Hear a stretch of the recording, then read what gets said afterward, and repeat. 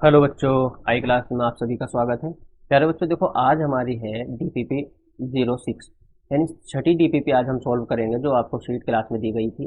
ये chapter number 1 जो पहला चैप्टर है फिजिक्स का, उसकी छठी डीपीपी। देखो पहला क्वेश्चन आपके शीट में है, निम्न में से कौन सा कथन द्विध्रुव आघूर्ण के बारे में सही नहीं है। देखो द्विध्रुव आघूर्ण की ऑप्शन नंबर ए दिया है, द्विध्रुव आघूर्ण की विमाएं LTA है। हाँ तो ये बात प्यारे बच्चों बिल्कुल सही है। द्विध्रुव आघूर्ण की विमा कितनी होती है? LTA होती है। ठीक है, तो ये बात सही है। ठीक, द्विध्रुव आघूर्ण का मात्रक कूलाम मीटर है। हाँ ये बात भी सही है। इन्होंने हमसे पूछा है कौन सा सही नहीं है।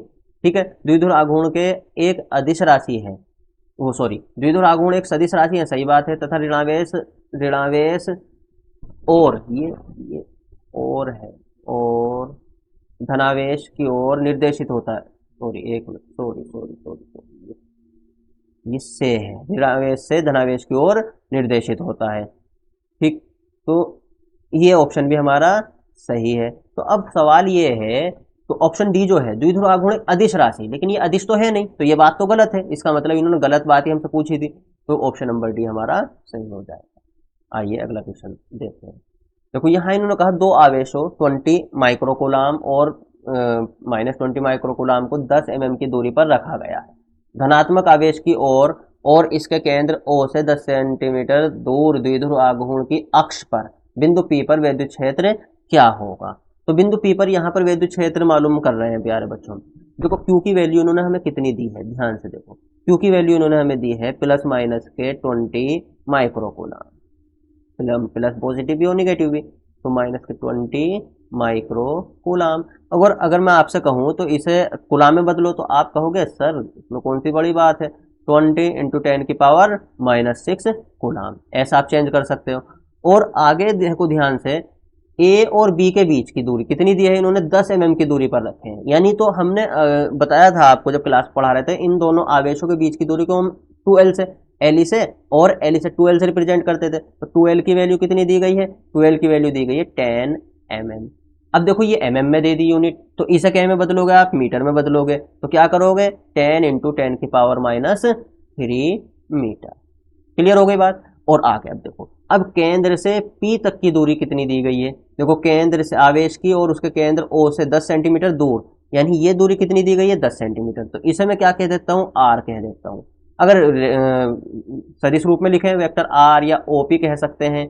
वो कितनी दी गई है हमें, 10 सेंटीमीटर। ठीक है, अब 10 सेंटीमीटर है, इसे भी मीटर में बदलो, तो 10 गुणा 10 की घात -2 मीटर। ठीक है, तो फाइनली ये हो जाएगा 10 की घात -1 मीटर। तो ये जो डेटा गिवन था वो हमने लिख लिया। देखो हमें पता है द्विध्रुव की अक्षीय स्थिति के लिए जो हमने फॉर्मूला ड्राइव कराया था क्लास में, वो क्या था प्यारे बच्चों, वो था, देखो मैं यहां लिखता हूं E इज इक्वल टू 2 और P, इसे अगर सदिश रूप में लिखें, अपॉन में आ जाएगा हमारा 4 pi epsilon not R cube. तो देखो अब अगर हमें E निकालना है तो P की जरूरत पड़ेगी और R की जरूरत पड़ेगी। R की वैल्यू है और ये हमें पता ही है 1/4 पाई एप्सिलॉन नॉट की वैल्यू कितनी होती है। तो P की वैल्यू हम पहले निकाल लेते हैं। देखो P इज इक्वल टू, ये हमने पढ़ा था ना द्विध्रुव आघूर्ण के लिए फॉर्मूला, P की वैल्यू कितनी होती थी, अगर इसका परिमाण की बात करें हम तो होती थी Q इंटू 2L, ये होती थी। तो Q की वैल्यू कितनी दी है इन्होंने हमें, 20 इंटू 10 की पावर -6, 20 इंटू 10 की पावर -6। और 2L की वैल्यू कितनी दी है, वो दी है 10 की पावर -1।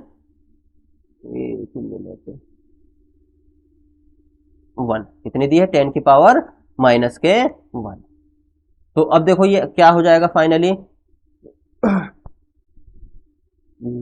हो जाएगा, देखो 20 इंटू 10 की पावर -6 ये रही, -1 ये रही, तो टोटल हो जाएगी -7। देखो यहाँ हम, अरे ये तो गलत हो गया। देखो हमने 2L की वैल्यू बच्चों क्या रख दी, -1 रख दी, जबकि -1 नहीं है। 2L की वैल्यू क्या है, 2L की वैल्यू दी गई है ऊपर हमें 10 इंटू 10 की पावर -3, तो इसे हम सही करते हैं।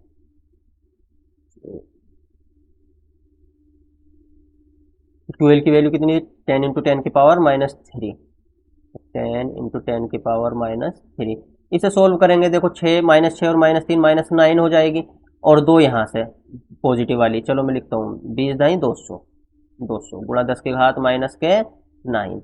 अभी 200 जो है इनके 2 जीरो यानी 10 की पावर 2, तो इसे अगर हम बैलेंस करें तो ये देखो क्या होगा, 2 × 10 की पावर-7 रह जाएगी। ये क्लियर हो गई बात, ये पी की वैल्यू आ गई। अब बस फॉर्मूले में रख दो, ई इज इक्वल टू क्या वैल्यू दे रखी है देखो, 2 × पी की वैल्यू कितनी आई हमारे पास, 2 × 10 की पावर-7 अपॉन 4 पाई एप्सिलॉन नॉट। अगर मैं इसे यहाँ लिख लूँ अलग से 1/4 पाई एप्सिलॉन नॉट तो कोई प्रॉब्लम नहीं है।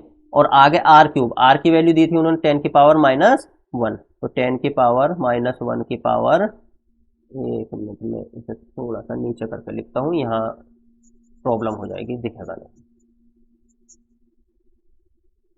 देखो वैल्यू रखते हैं, ई इज इक्वल टू, देखो 1/4 पाई एप्सिलॉन नॉट को मैं बाहर लिख लेता हूँ, 1/4 पाई एप्सिलॉन नॉट इंटू आगे 2 पी, तो 2 ऐसे ही, पी की वैल्यू 2 × 10 की पावर-7 अपॉन आगे आर क्यूब, आर क्यूब की वैल्यू ने 10 की पावर-1 की पावर 3। 1/4 पाई एप्सिलॉन नॉट की वैल्यू हम जानते हैं कितनी होती है, 9 × 10 की पावर 9 इंटू 2 × 2 यानी 4 लिख सकते हैं, 10 की पावर-7 एज इट इज, और नीचे क्या है, 10 की पावर कितनी हो जाएगी, -3 हो जाएगी। क्लियर होगी बात। अब देखो 9 चौक 36, 36 तो ये आ गया, 10 की पावर 9 यहाँ है और +7 सॉरी -7 यहाँ है, 9 में 7 गए, -2 बची, कितनी बची, +2 बची, ठीक है, -7 खत्म हो गई, और नीचे है 10 की पावर-3, तो ये -3 ऊपर जाकर कितनी हो जाएगी, 36 इंटू 10 की पावर कितनी हो जाएगी, +5। तो अब अगर मैं ये पॉइंट यहाँ पर 6 के बाद यहाँ शिफ्ट करूँ तो ये आएगा 3.6 इंटू 10 की पावर कितनी, 6 न्यूटन कूलाम इनवर्स। देखो कौन सा ऑप्शन है, कौन सा ऑप्शन है, 3.6 इंटू 10 की power 6 newton coulomb inverse, option number C सही है। क्लियर, अगला क्वेश्चन सोल्व करते हैं। देखो 1 माइक्रोकूलाम एवं -1 माइक्रोकूलाम के दो बिंदु आवेशों को 100 एंगस्ट्रॉम की दूरी पर रखा जाता है। देखो ये दोनों आवेश दिए हैं, 1 माइक्रोकूलाम और -1 माइक्रोकूलाम को, दो बिंदु आवेश है, 100 एंगस्ट्रॉम की उनके बीच की दूरी दी गई है। तो प्यारे बच्चों देखो 2L की वैल्यू कितनी दे दी उन्होंने, 100 एंगस्ट्रॉम दे दी। पहले चलो Q की वैल्यू लिख लेते हैं, Q इज इक्वल टू कितनी, 1 × 10 की पावर-6 कूलाम, और 2L की वैल्यू कितनी दी इन्होंने हमें, 100 एंगस्ट्रॉम। तो अगर इसे हम मीटर में बदलें तो आप जानते हो क्या करोगे, 100 × 10 की पावर-10, तो टोटल फाइनली सॉल्व होकर आ जाएगा 10 की पावर-8 मीटर। ये बदल गया मीटर में। आगे देखो एक बिंदु P मध्य बिंदु से 10 सेंटीमीटर की दूरी पर है तथा दोनों आवेशों को मिलाने वाली रेखा के अभिलंब है, यानी ऐसी स्थिति है प्यारे बच्चों। देखो ये 1 माइक्रोकूलाम, ये -1 माइक्रोकूलाम, और यहाँ पर है मध्य बिंदु के ऊपर अभिलंब पर, यहाँ पर P है, यानी निरक्षीय स्थिति। याद आ रही होगी आपको द्विध्रुव की निरक्षीय स्थिति पर वैद्युत क्षेत्र निकलवा रहे हैं। तो अब देखो ध्यान से, R की वैल्यू कितनी दी गई, R की वैल्यू उन्होंने कहा 10 सेंटीमीटर, तेरा था ना ये 10 सेंटीमीटर, तो इसे मीटर में बदलो तो आप कहोगे सर 10 × 10 की पावर-2 मीटर, इसे सोल्व करोगे तो 10 की पावर-1 मीटर। ई हमसे मालूम कर रहे हैं, तो अगर मैं ई का फॉर्मूला आपके निरक्षीय स्थिति के केस में फॉर्मूला आपको पढ़ाया गया था, ड्राइव भी कराया गया था, 2QL upon 4 pi epsilon not R cube, ये था। अब देखो 1/4 पाई एप्सिलॉन नॉट की जगह तो हम फिर से क्या रख सकते हैं, 9 × 10 की पावर-9 इंटू, और आगे देखो अब और क्या क्या दिया है इन्होंने, और एक चीज और है बच्चों, हाँ सॉरी, आगे 2QL है।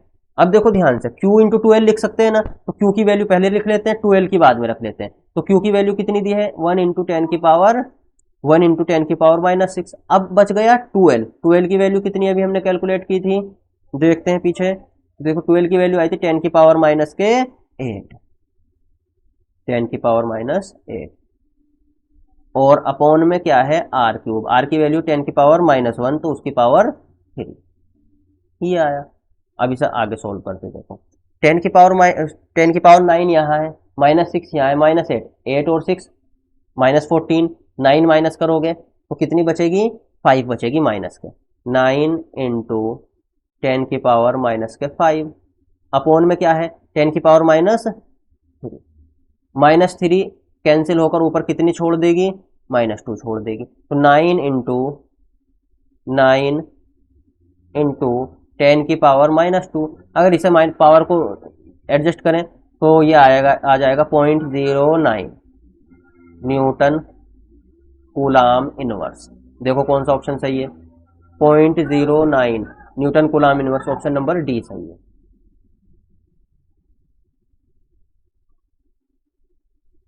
देखो अगला क्वेश्चन, फोर्थ क्वेश्चन, 4.4 m व्यास के एक समान आवेशित चालक गोले का पृष्ठीय आवेश घनत्व 60 micro coulomb metre inverse square है। गोले पर आवेश होगा, हमसे क्यू मालूम कर रहे हैं प्यारे बच्चे, क्या मालूम कर रहे हैं, क्यू। तो 4.4 मीटर व्यास दिया है, तो डी की वैल्यू कितनी दी है, 4.4 मीटर। अगर मैं इसे रेडियस में कन्वर्ट करूं तो 2r इक्वल टू 4.4 मीटर, ठीक है। तो r की वैल्यू आ जाएगी 2.2 मीटर। ये क्लियर हो गई बात। और आवेशित चालक का पृष्ठीय आवेश घनत्व कितना दिया है, 60 माइक्रो कूलाम। तो देखो सिग्मा की वैल्यू कितनी दी गई है, 60 micro coulomb metre inverse square. तो इसे हम क्या में बदल देंगे, कूलाम में बदलेंगे, माइक्रो को हटाएंगे तो 60 इंटू 10 की power -6 coulomb metre inverse square. तो ये तो बात हो गई पृष्ठीय घनत्व की।